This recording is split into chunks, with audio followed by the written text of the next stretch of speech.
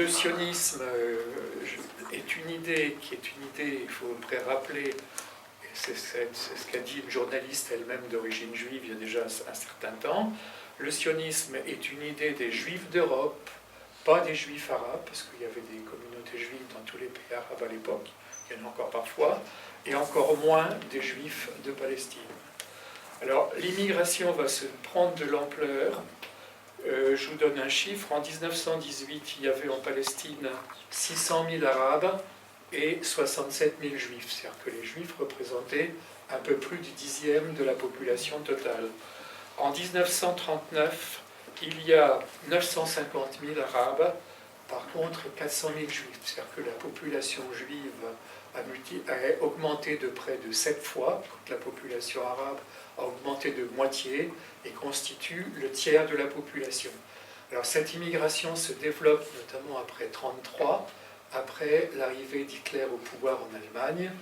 Bon, les Juifs essayent de trouver un refuge, qui était d'ailleurs l'idée de départ, parce que Theodor Herzl, qui est le fondateur du mouvement sioniste, était à Paris au moment de l'affaire Dreyfus et avait été effrayé par une poussée d'antisémitisme à l'époque, d'où l'idée justement d'avoir une terre pour les Juifs. Seulement on n'a pas demandé l'avis de la population palestinienne, que ce soit avant, pendant ou un peu plus tard, et que, bon, il y a eu des slogans qui ont été utilisés, on a parlé, le mouvement sioniste a parlé de peuple sans terre pour une terre sans peuple, ce qui n'était pas le cas, il y avait quand même une population en Palestine, et importante. Donc le plan de partage est adopté le 27 novembre 1947, et il donne 55% de la Palestine mandataire, qui fait à peu près 28 000 km², je peux y revenir, 55% de la Palestine aux sionistes, alors que les sionistes ne possèdent effectivement que 6% du sol. Et vous avez donc, ici, vous avez plusieurs cartes. Israël part de peine et prend la terre, c'est la première, 46-47. Vous avez le plan de partage en 47, c'est la deuxième carte. Alors effectivement, la partie qui est au nord, qui est accordée à l'État juif, on ne parle pas encore d'Israël, qui est accordée à l'État juif, correspond à des endroits où il y a des colonies, mais vous avez toute la moitié sud, et notamment le Narkab ou le Negev, qui fait partie de l'État d'Israël, alors qu'il n'y a pratiquement aucune implantation juive dans cette région de désert. Et il y a un livre que vous devez lire, à mon avis, sur ce qui s'est passé dans cette période-là.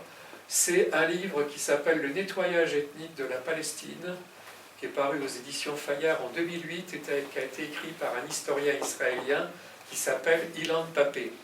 C'est-à-dire que les archives israéliennes ont été ouvertes et on a pu donc étudier de près la façon dont les choses se sont passées. Et il y a plusieurs historiens, même si politiquement ils ont fait des choix différents après, enfin, il y a plusieurs historiens israéliens qui sont d'accord sur la façon dont ça s'est fait, avec une politique de terreur qui a vraiment été organisée pour faire partir les gens.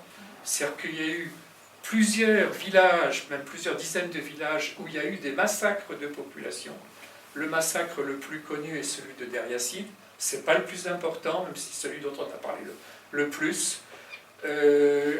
Et on a tout fait pour inciter la population palestinienne à partir, et si elle ne partait pas par la peur, si elle ne partait pas d'elle-même, eh ben on la faisait partir de force. Comment ? L'ONU, quoi. Il y a 700 000 réfugiés. L'ONU a essayé de s'interposer, mais... Non, mais enfin l'ONU a essayé de s'interposer, mais de toute façon les Israéliens s'étaient décidés à aller jusqu'au bout. Et ce qu'il faut savoir aussi, c'est qu'il y a des trêves, et que pendant une de ces trêves, il y a eu le négociateur officiel de l'ONU, qui était un cousin du roi de Suède, qui s'appelait Folke Bernadotte, ça on l'oublie aussi. Ce médiateur de l'ONU a en fait été assassiné par les groupes sionistes israéliens, les terroristes israéliens. Ah oui. Et donc, pour bien faire comprendre à l'ONU, qui de toute façon, la médiation ne voulait pas en entendre parler. Par exemple, on a